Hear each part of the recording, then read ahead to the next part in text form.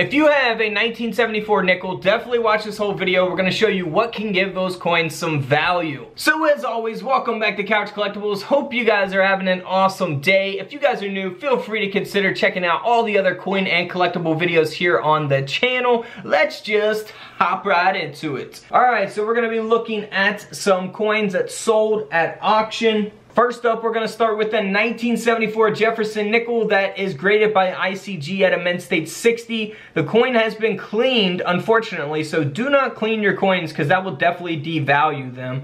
But it does have a broad strike. The coin has been broad struck, so you'll see that around the rim of the coin. You'll see the design there.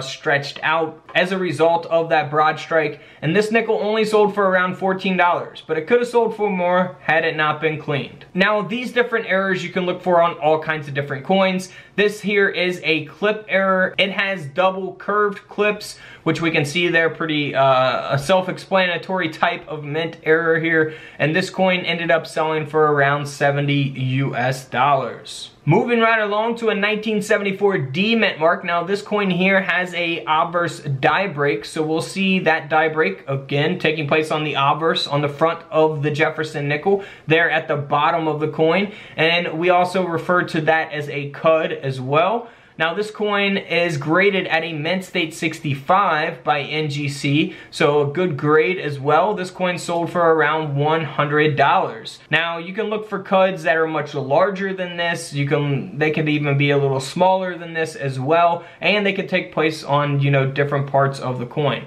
So this coin sold for around 100 bucks. Next up is a 1974 D mint mark. Now this coin ended up selling for over $1,600, and here's why. The coin has a grade of a mint state 67 plus. It's graded by PCGS, a coin grading company, so you can always check them out at PCGS.com. So the coin grading scale goes up to 70. This is at a 67. That's where all of the value is at for this coin. It all depends on how many coins are graded at this grade or higher. So keep that in mind. The grade population is very important when determining a coin's value. But this coin did sell at auction for over 1,600 bucks. Next up is a 1974 D mint mark that has a misaligned die, so we'll see that there here on the obverse of the coin, and this coin ended up selling for around $30, so nothing too valuable, probably not worth getting graded in my opinion, because you're never going to get your, you know, a profit off something like that, or a large profit off something like that. Now here's a 1974 D mint mark that was struck onto a split planchet before the strike. It only weighs 2.56 grams. It is a mint error. This is actually not a damaged coin. A lot of people get stuff like this confused with damaged coins, but this coin did sell for over $200. Moving right along to a double strike taking place here on the 1974 Jefferson nickel, which we can see here at the top of this coin, and this coin ended up selling for around $40. Next up is a 1974 D mint mark that has the obverse half of two planchets struck together. So if we look here on the reverse of the coin, you'll see that error very, very clearly. This coin ended up selling for around $70. Next up is a 1974 no mint mark. Now, this is the same case as the other high grade, essentially. That's where all of the value comes in at. The coin sold for over $1,100, so not bad. $1,000 for 5 cents, all because of its grade. Now, if you have a 1974 Jefferson nickel, it's all worn down, scratched up, it doesn't have any types of mint errors, it's only going to be worth its face value of 5 cents. Now here's a 1974 Jefferson nickel that was struck onto a 10-cent planchet. It only weighs 2.3 grams as a result of that, and this coin here sold for over $220. As you can see, the whole design of the Jefferson nickel does not fit onto the coin because it was struck onto a Roosevelt dime planchet. Now here is a pretty cool coin. It's a double denomination 1974 Jefferson nickel design struck onto a 1-cent coin. So a 1-cent planchet. You can see the design here of the Lincoln cent along with the design of the Jefferson nickel, and that's why the coin sold for over $1,500. $1,500. Here is a 1974 D mint mark that was struck onto a 1-cent blank planchet, and that's why this coin sold for over $575. Now this is a 1974. Now you can't really see it if we zoom in here on this mint set. That's why it's important to always inspect your mint sets. This mint set sold for over $2,000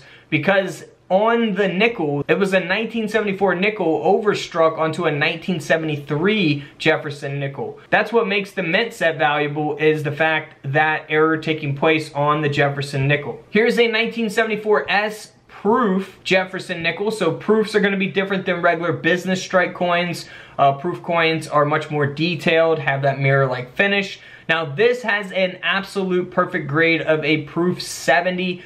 Deep cameo. You cannot get any higher than a 70 on the coin grading scale. That's why this nickel sold for over $3,500. That's right, over $3,000. Now let's check out some other nickels that are worth money. Now if we look here at a 1980 error nickel, this is a coin that has been broad struck. So it is a mint error coin. We can see it there all around the rim of the coin there, both on the obverse, the front of the coin, and the reverse, the back of the coin. So super simple error to look for. You wouldn't need a USB coin microscope for anything like this. You could pretty much see it very easily in your pocket change or in a coin roll from the bank. This nickel here sold for over $25. Next up is a simple type of error. You can look for off-center errors on just about any type of coin. It's a 1980p mint mark Philadelphia minted Jefferson nickel that has been struck off-center. Now this coin here, because of that mint error, sold for over $25 as well. Now if we move on here to a little bit more valuable coin, this 1980 nickel here is the 1980p. It's been struck on a 1-cent planchet. So it's been struck on a penny, essentially, a nickel on a penny. You can see the coloration, the copper of the penny as well, and it is a damaged 1-cent blank planchet. We can see the damage taking place on the coin as well. Now this coin here sold for over $165. Now if we look at another coin, this is similar to the last one, however it's not damaged. It's just a 1980 nickel that has been struck on the 1-cent coin. And this error coin sold for over $125. Now if we look at this other 1980 nickel that was struck on a 1-cent planchet, this one has actually been struck 20% off center as well. So we can see that there in the image displayed, the 1980p, and we see it's off center. And this coin here sold for over $1,800. Now for the last nickel that was struck on a penny, I promise this is the last one that was struck on a penny. This one has been struck 10% off center, 1980 nickel on a 1-cent coin, and this coin sold for $890. So always be on the lookout for these. Very noticeable in your pocket change to find something like this. You know, it's going to be very noticeable. So always be on the lookout for those. Next up is a coin that I guess most people would probably look at and probably think that it's a damaged coin. However, it is an error coin. It's a ragged clipped error coin here from 1980. It is the Philadelphia minted Jefferson nickel, and this coin sold for a little over $40, so nothing too crazy. Now this next 1980 Jefferson nickel has the obverse struck through, so die capped error. We see there on the reverse, nothing taking place. I've actually found a die capped error in one of my penny rolls before. I've talked about that in my videos. I showed you guys that. It is awesome to find these coins, man. It just, I don't know, there's no feeling like finding an error coin. It's just so fascinating and exciting to find these once you actually really do find them in your, when you're searching coins. So this coin here sold for over $35, so nothing crazy, but still a $35 nickel. Next up, one of my favorite types of error coins, we got a 1980 5-cent coin, so a nickel that is overstruck on a 1980 Philadelphia minted Roosevelt